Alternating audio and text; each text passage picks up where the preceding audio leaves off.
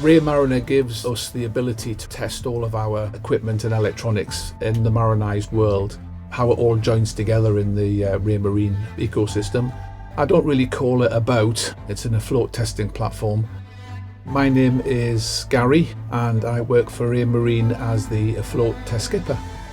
We go out in all conditions. That's very, very important to us. We've got to liken the conditions to the conditions that the mariners actually go out in. Raymariner is based at Warsash, which is literally just 10 minutes away from the office, so the engineers find it really easy to travel down, set up, ready for the day's testing. I'm Graham Stones. I'm a senior product assurance test engineer. I work as part of the team that test a range of our products. Raymariner is quite unique in that what you haven't got in here is a saloon with a lounge and a TV and sofas and beds and things. We've got lots of test benches where the engineers work.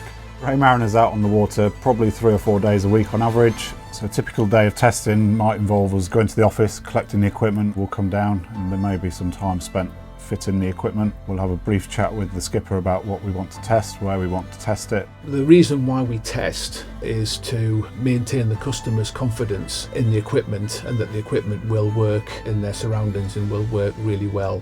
Part of the fit out for Raymariner when she was built was that we needed to be able to fit equipment and replace it and change it very easily, on a daily basis. So all the equipment's interchangeable, whether it's these panels, the radars on the roof are really accessible. And we've also got moon pools, which allow us, when we're testing sonar products and sonar transducers in particular, to be able to change a transducer on the boat without having to get the boat lifted.